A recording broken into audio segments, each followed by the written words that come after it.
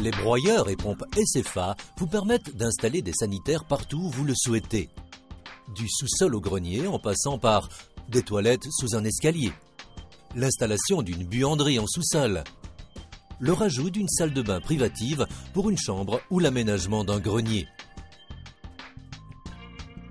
La gamme de broyeurs et pompes SFA se compose de produits élaborés pour des applications appropriées.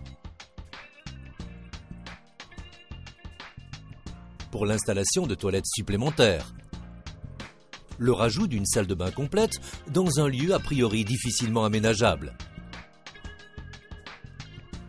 L'installation d'un sanibroyeur est entre autres pertinente dans les 3 cas de figure suivants.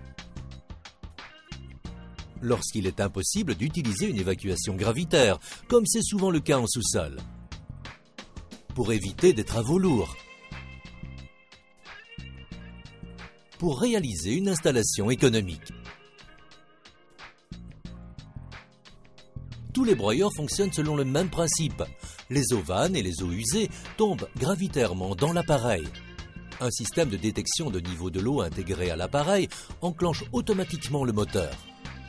La haute qualité de broyage par couteau permet l'évacuation des eaux à travers des tuyaux de faible diamètre vers la canalisation principale.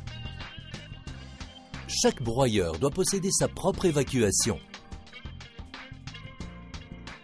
Les pompes SFA fonctionnent selon le même principe, mis à part le fait qu'elles ne sont pas équipées d'un système de broyage et ne peuvent pas être connectées aux toilettes. Selon les besoins de l'installation, le refoulement peut se faire verticalement ou horizontalement.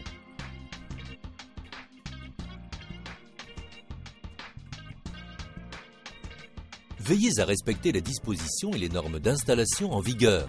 Normes d'installation électrique NFC 15100, normes d'évacuation des eaux usées EN 12056-4. Le circuit d'alimentation électrique doit être relié à la terre et protégé par un dispositif différentiel haute sensibilité 30 mA et calibré à 16 A. Attention, avant toute intervention sur l'appareil, débranchez l'alimentation électrique. Les broyeurs et pompes SFA sont garantis 2 ans sous réserve d'une installation et d'une utilisation conforme à la notice d'installation et aux normes en vigueur. Pour cela, vous devez absolument suivre certaines règles. Pour éviter la stagnation d'eau et les blocages, les tuyaux d'évacuation doivent être installés avec une pente de 1% minimum. N'oubliez pas que les eaux doivent arriver gravitairement dans l'appareil. Cela est très important lorsque vous aménagez une installation avec un niveau d'évacuation bas, comme les douches. Pour éviter tout risque de refoulement, la tuyauterie des eaux usées doit comporter une pente de 3%.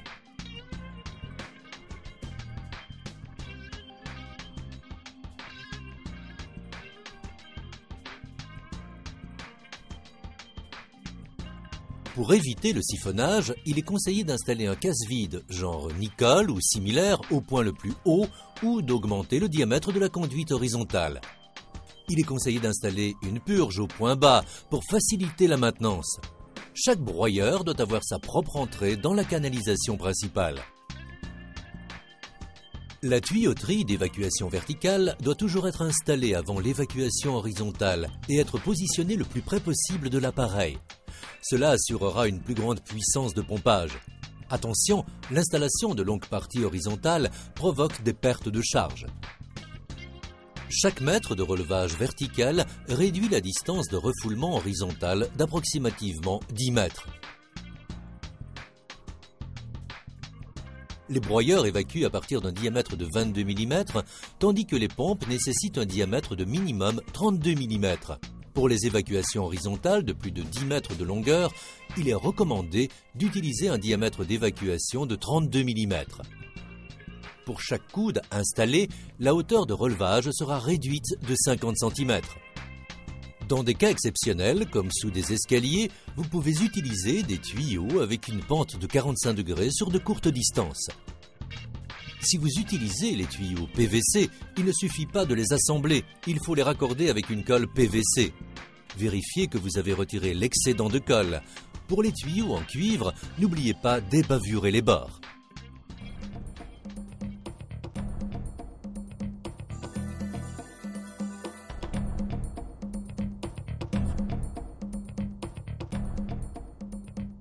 Vous devez installer le broyeur derrière les WC sans toucher les parois de la pièce pour éviter toute transmission des vibrations.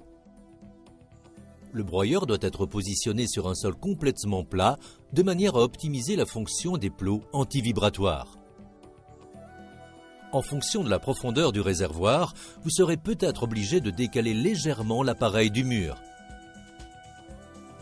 Utilisez les fixations souples pour, d'une part, fixer l'appareil au sol et d'autre part, éviter la propagation des vibrations.